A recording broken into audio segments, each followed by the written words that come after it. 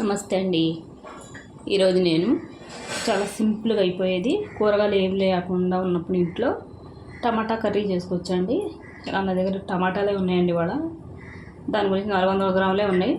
2 ఉల్లిపాయలండి, 4 పచ్చిమిర్చి చేసుకుంటానండి. చాలా సింపుల్గా అయిపోద్దండి కర్రీ. ఉప్పు పసుపు వేసుకుంటున్నానండి. కలుపుకొని మగ్గ పెట్టుకోవాలండి. ఉల్లిపాయలు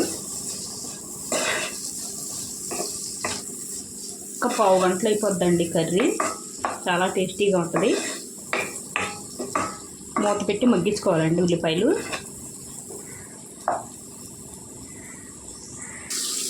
చూడండి ఉల్లిపాయలు మగ్గినాయండి. ఇంకొద్దిగా మగ్గితే సరిపోద్దండి. కొద్దిగా మగ్గనిద్దాం. చూడండి ఉల్లిపాయలు మగ్గిపోయినాయండి.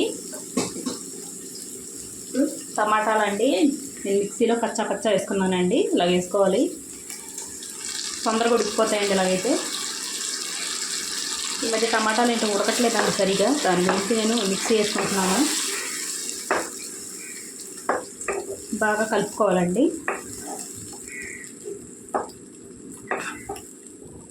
కొద్దిగా మగ్గనివ్వాలండి.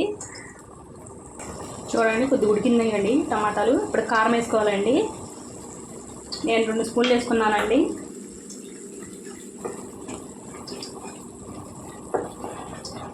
ఇప్పుడు బాగా దగ్గరకంటా ఉడకనివ్వాలండి. ఉడికిన తర్వాత చూద్దామండి. చూడండి దగ్గరకంటా ఉడికిపోయిందండి. కొద్దిగా కలుపుకొని ఇప్పుడు కొద్దిగా నీళ్ళు వేసుకోవాలండి. పావు గ్లాస్ అండి.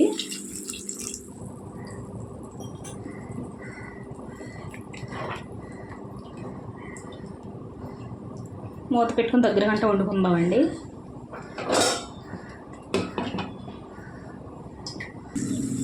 చూడండి దగ్గర గంట ఉడికిపోయిందండి. ఇంతేనండి వీడియో.